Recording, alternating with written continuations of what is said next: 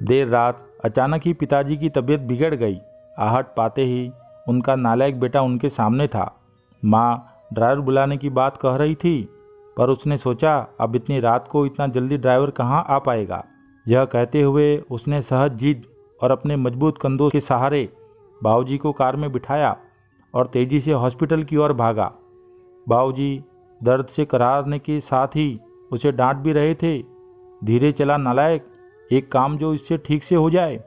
नालायक बोला, आप ज़्यादा बातें ना करें बाबूजी, बस तेज सांस लेते रहिए, हम हॉस्पिटल पहुंचने वाले हैं। अस्पताल पहुंचकर उन्हें डॉक्टर की निगरानी में सौंप वो बाहर चहलकदमी करने लगा। बचपन से आज तक अपने लिए वो नालायक ही सुनते आया था। उसने भी कहीं ना कहीं अपने मन में यह स्वीकार कर लिया था कि उसका नाम ही शायद नालायक ही है। तभी तो स्कूल के समय से ही घर के लगभग सब लोग कहते थे कि नालायक फिर से फेल हो गया। नालायक को अपने यहाँ कोई चपरासी भी ना रखे, कोई बेवकूफ़ी इस नालायक को अपनी बेटी देगा। शादी होने के बाद भी वक्त बेवक्त सब कहते रहते हैं कि इस बेचारी के भाग्य फूटे थे जो इस नालायक के पल्ले पड़ गई। हाँ, बस एक माँ ही है जिसने उसके असल नाम को अब तक जीवित रखा है। पर आज अगर उसके बाबूजी को कुछ हो गया तो शायद वे भी। इस ख्याल के आते ही उसकी आंखें छलक गई और वो उनके लिए हॉस्पिटल में बने एक मंदिर में प्रार्थना में डूब गया। प्रार्थना में शक्ति थी या समस्या मामूली, डॉक्टर ने सुबह सुबह ही बाबूजी को घर जाने की अनुमति दे दी। घर पर लौटकर उनके कमरे में छोड़ते हुए बाबूजी एक बार फिर से चीखे, छोड़ नालायक, तुझे तो लगा होगा कि आज बूढ़ा अब लौटेगा ही नहीं। उदास वो उस कमरे से निकला तो माँ से अब रहा नहीं गया। इतना सब तो करता है, बावजूद इसके आपके लिए वो नालायक ही है। विवेक और विशाल दोनों अभी तक सोए हुए हैं।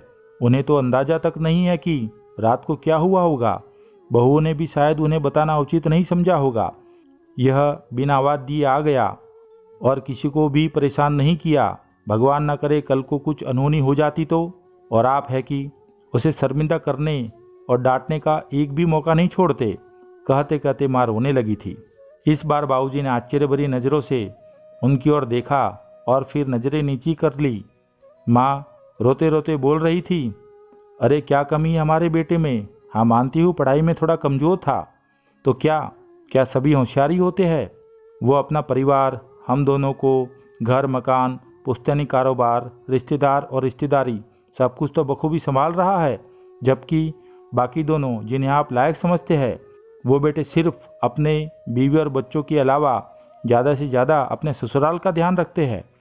कभी पूछा आपसे कि आपकी तबीयत कैसी है, और आप है कि बाबूजी बोले, सरला तुम भी मेरी भावना नहीं समझ पाई, मेरे शब्द ही पकड़े ना।